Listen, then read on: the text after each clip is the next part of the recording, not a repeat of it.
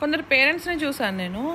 పిల్లలు అస్తమానము గారవం చేస్తూ, అంటే సర్టెన్ ఏజ్కి వచ్చాక వాళ్ళు జాబ్ చేసుకోగలుగుతారు అని వాళ్ళ కాన్ఫిడెన్స్ వాళ్ళకు ఉన్నా కూడా ఈ పేరెంట్స్ వచ్చేసి అమ్మో వద్దు, రోజులు బాగలేవు, అట్లా ఉండాలి, ఆడపిల్లలు ఇట్లా ఉండాలి అనుకుంటా వాళ్ళని ఎటుగా లైఫ్ చేస్తున్నారు కొందరు. అంటే మీ భయము వాళ్ళకి, మీకున్నదే తప్పు భయం ఫస్ట్ ఆఫ్ ఆల్. అలాంటిది అది ప్రేమ కాదు, ప్రేమ రూపకంలో ఉన్న భయమా అది? అసలు దానికి ఏం పేరు పెట్టుకోవాలి? ఒక మాట చెప్పండి. అక్కడ మీకు తెలియకుండానే మీరు వాళ్ళ లైఫ్ని స్పాయిల్ చేస్తున్నారు. కొంచెం ఇలాంటివి విన్నాక కొంచెం మారండి ప్లీజ్.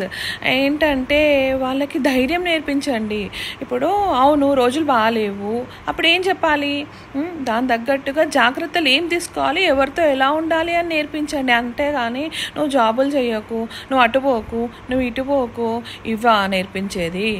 ఇవి నేర్పిస్తే నష్టపోతారు, అవునా కాదా? అంటే లైఫ్ ఎలా లీడ్ చేయాలి అనేది చెప్పారా? టఫ్ సిచ్యువేషన్స్లో ఎలా లీడ్ చేయాలనేది చెప్పారా?